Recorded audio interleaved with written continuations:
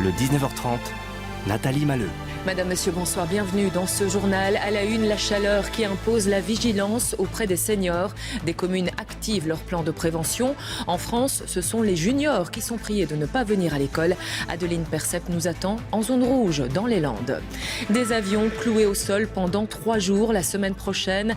Du 23 au 25 juin, pilotes et personnel de cabine de Brussels Airlines seront en grève. Les détails avec Rachel Crivellaro. Les élèves à l'épreuve depuis ce jeudi. Les corrections des CEB ont même déjà commencé. Reportage dans un instant. Des chars et des armes automatiques qui s'exposent au Salon de l'armement à Paris. La Belgique est bien présente sur place à la recherche de nouveaux marchés. Avec la guerre en Ukraine, vous le verrez, de nombreux pays investissent dans leur défense. Et puis un peu de shopping sur le site chinois Shein. De nouveaux articles sont proposés chaque jour à très petit prix.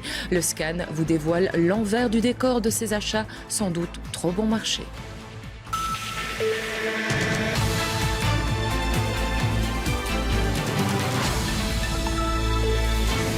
Le centre de crise régional en Wallonie a donné le feu vert. Plusieurs communes activent le plan forte chaleur. C'est le cas à Huy, en région liégeoise, où l'on parle de plan canicule, avec une vigilance accrue auprès des seniors. Colin Wilput, Robert Steinbaum et Marc Mellon. Avec ces fortes chaleurs, il est très important de fermer les fenêtres, les rideaux et les volets. À Tillange, ce conseil est appliqué à la lettre par Francine et Paul Borin, qui se reposent après le repas de midi. Nous restons ici à la maison, nous ne bougeons pas. Évidemment, on a prévu le coup, on a fait nos courses bien avant. Et alors, on se repose, on lit, on regarde un peu la TV, et voilà. Ce matin, oui, les autorités communales ont déclenché le plan canicule. Les personnes qui le souhaitent peuvent être contactées une fois par jour par le service prévention. Nous avons adressé 1500 lettres aux plus de 70 ans et une soixantaine ont répondu.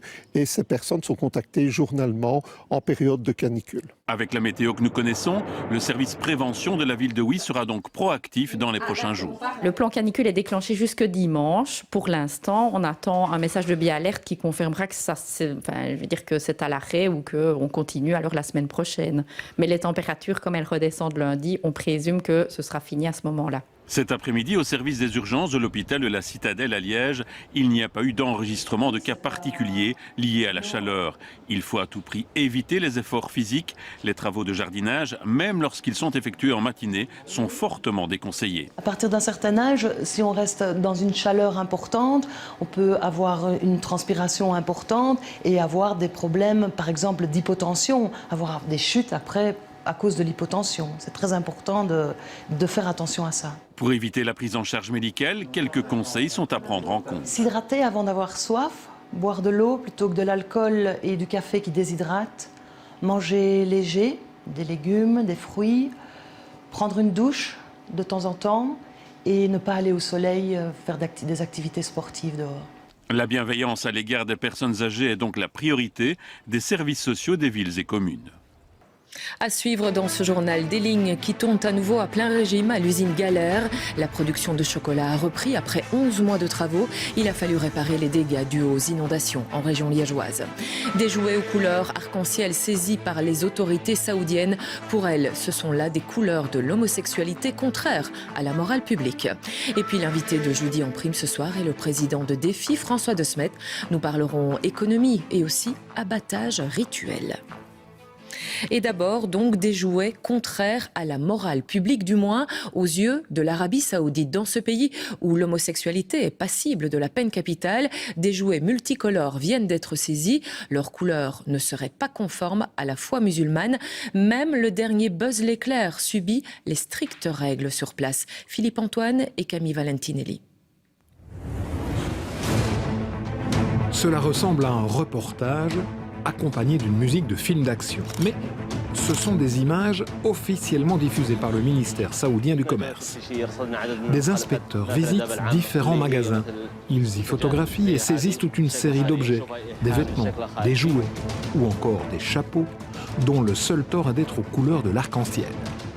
L'explication officielle est donnée par un responsable du ministère du Commerce.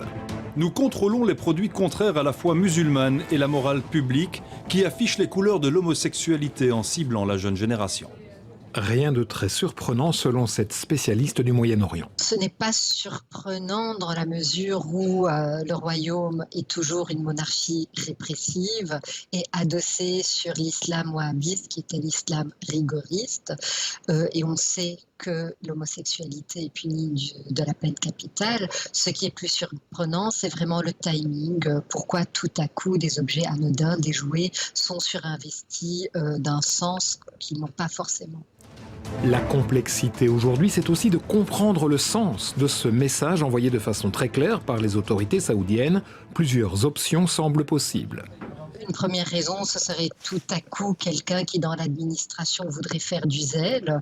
Une deuxième option serait un message de dissuasion à l'encontre de la société saoudienne. Une autre possibilité serait d'émuler un certain nombre de pays qui ont fait plus ou moins pareil dans la région. Buzz l'éclair, le dernier film des studios Pixar, ne sera en effet pas diffusé dans 14 pays et territoires du Moyen-Orient et d'Asie. Pas question d'y voir une scène qui contient un baiser entre deux femmes.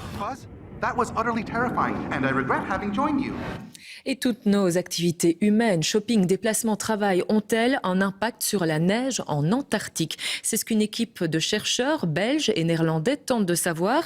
Alors, ils sont partis en mission dans le grand froid et ils ont rapporté des carottes de glace.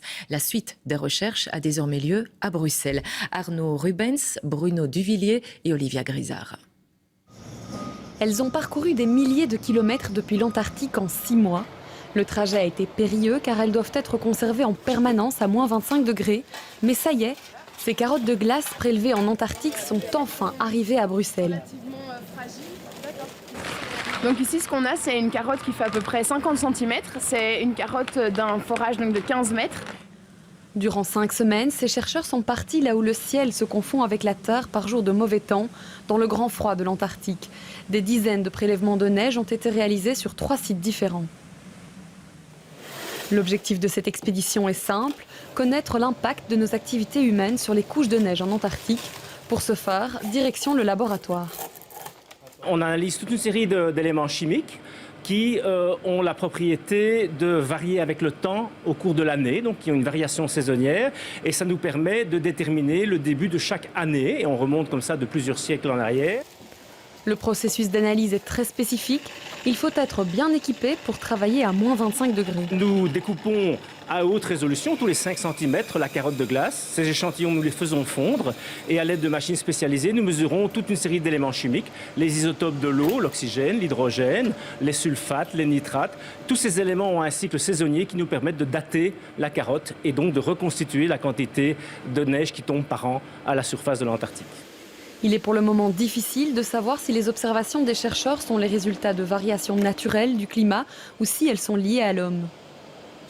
Il y a un site qui montre une augmentation nette de la masse depuis l'activité industrielle et humaine, mais certains sites ne le montrent pas. Les chercheurs espèrent donc que plus de carottages seront réalisés à l'avenir pour pouvoir étendre l'étude et connaître l'impact réel de l'homme sur les couches de neige en Antarctique.